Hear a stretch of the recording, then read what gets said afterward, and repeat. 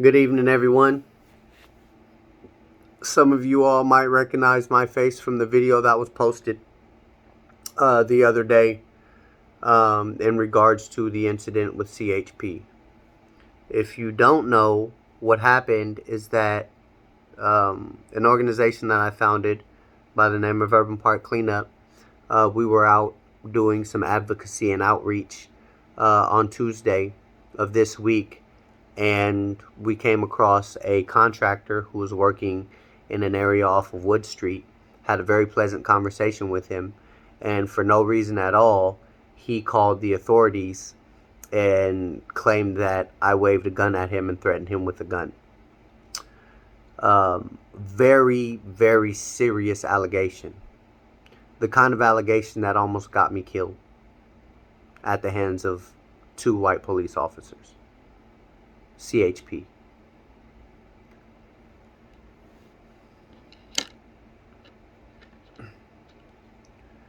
I am very proud of my cultural roots, and I don't apologize for that.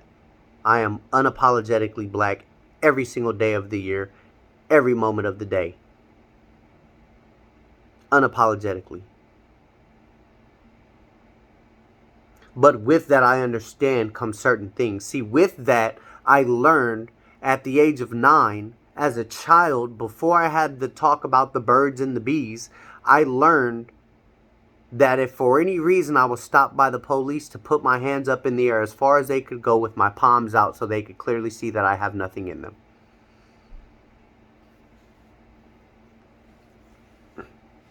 This is 1996 when I learned this. And I remember it like it was yesterday.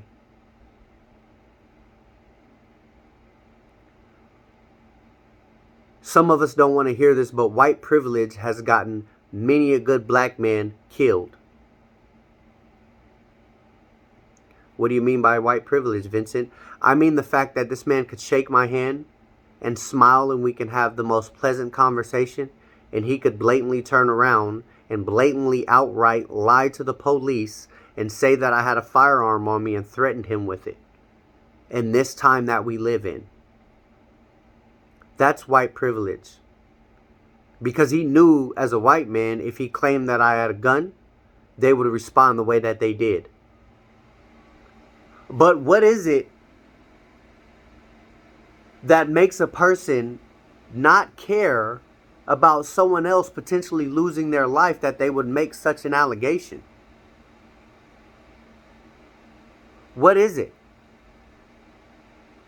What is it that makes people drop into next door and say,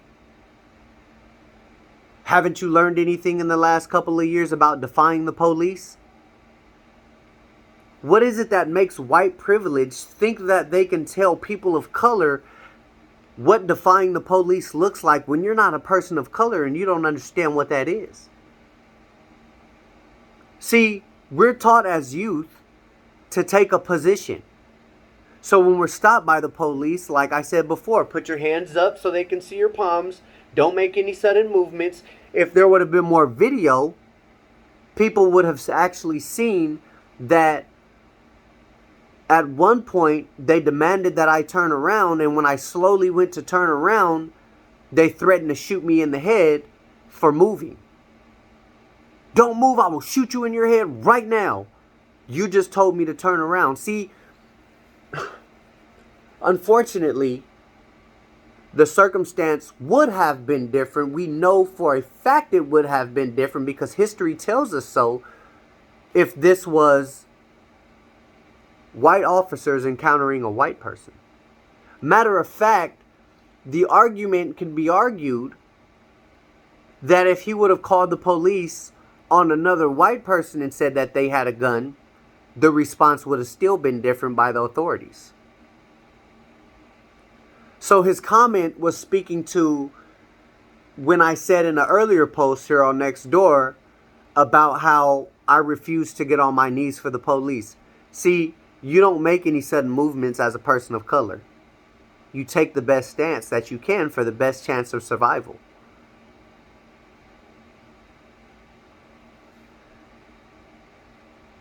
Because too many times have we heard of people going to get down to mind the directive that they're being given by the authorities, and they lose their balance and they try to catch their footing, right? Or to try to catch their balance, and all of a sudden they were reaching for something, and now they're not here to tell their story.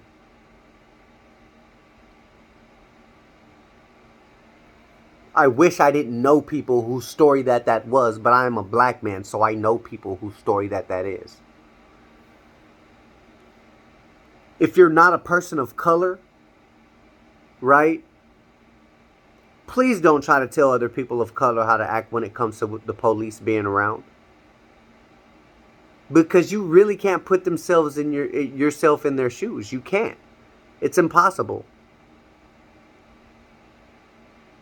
So for as much as you support Black Lives Matter and all of these other movements, and you want to see people dignified and given the respect and the rights that they deserve, like, don't ever try to tell a black person how to respond when it comes to interacting with the authorities, because trust and believe, the way that we're taught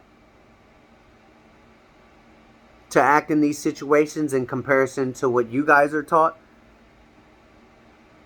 it's completely different. And I hate to segregate people, like I really don't, but this is actuality.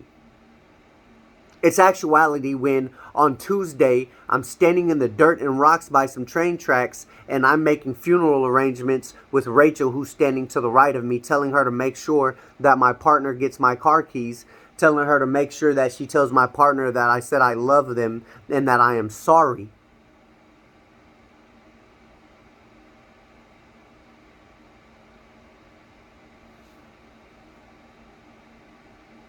Because I just knew that I wasn't going to be coming home.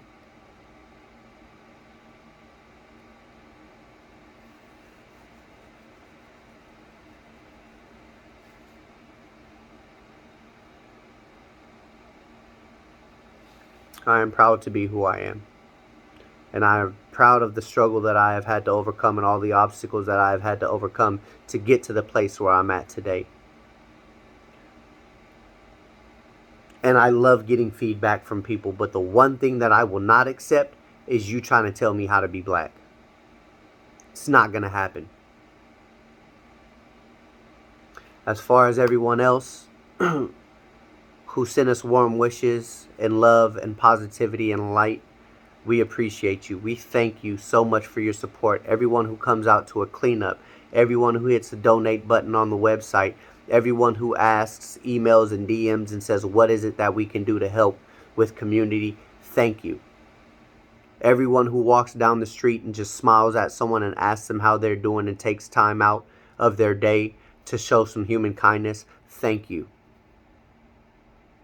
Everyone that doesn't find an excuse to allow negativity to be the reason why they don't act with integrity, thank you.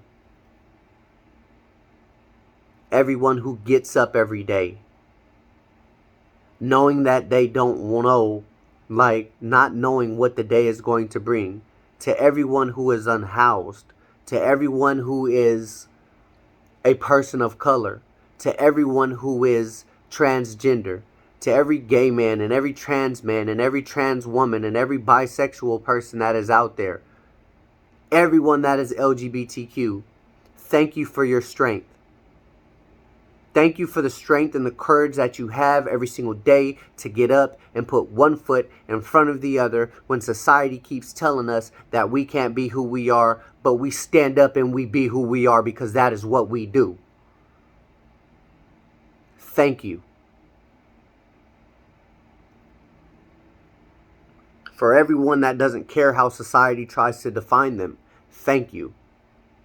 For everyone who wakes up in a tent every day and walks their kids to school and goes to work and walks to pick their kids up and go back to a tent, thank you for your courage.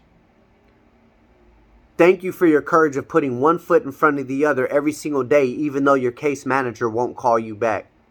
We don't deny that the struggle is real out here and resources are very minimal.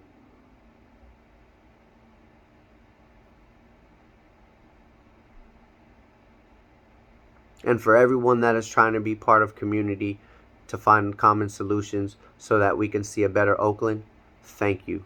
We appreciate you and we adore you. We love you. There is a place for you. It is okay for you to be where you are, who you are, and how you are at any given time, and you don't have to change that for anybody. As long as you're happy with what it is that you are, who you are, and what you're doing, we are in full support of you. We love you. Have a wonderful day.